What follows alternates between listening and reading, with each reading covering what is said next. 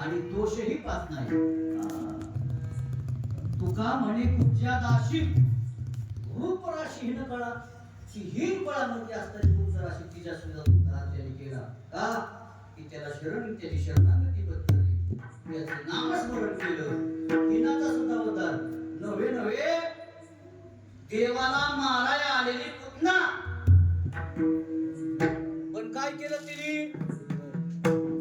कृष्णाला भेटायचे कृष्णाला मारायचे त्याचं ध्यान करत करत करत करत आली कोण पुतना पण त्याचाही तिचाही उद्धार केला.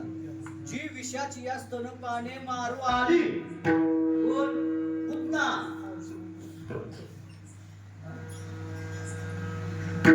पुतना मावशी कोणाला मारायला ती कृष्णाला पण काय चिंतन होतं त्या डोक्यामध्ये कृष्णाला मारायचं कृष्णाला स्तनपान करून विष पाजून मारायचं कुणाला कृष्णाला कुणाला कृष्णाला कृष्ण कृष्ण करत करत आली आणि तिला मोक्ष दिला तिने सायुज्य सर्वसुखी दिला पुतळी जी विषाची या स्तनपाने मारवाली.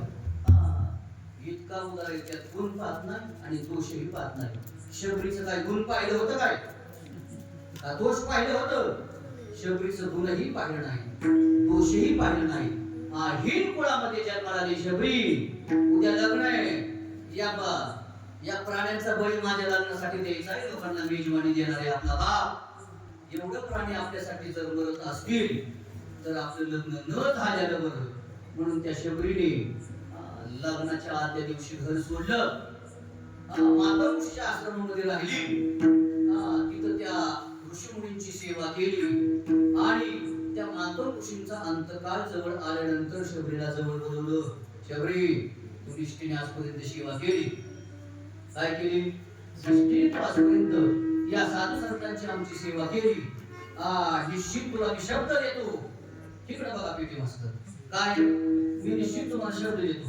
मी बोलत तसं वाटलं तुम्ही काय त्यांना सोडत काढून आता उपयोग काय अजून पहिले टाळले पाहिजे त्यांच्या टायमाला तुम्ही त्यांना सोर देऊ शकता. मग शबरीने संतांची केलेली सेवा वाया जात नाही देवाची केलेली सेवा वाया जात नाही. पण शबरीने मातृऋषी सेवा केली आश्रमामध्ये अनेक वर्षे राहून 5-6 वर्षाची शबरीने घर सोडलं. आज शबरीचं वय वर्ष 80-85 वर्ष.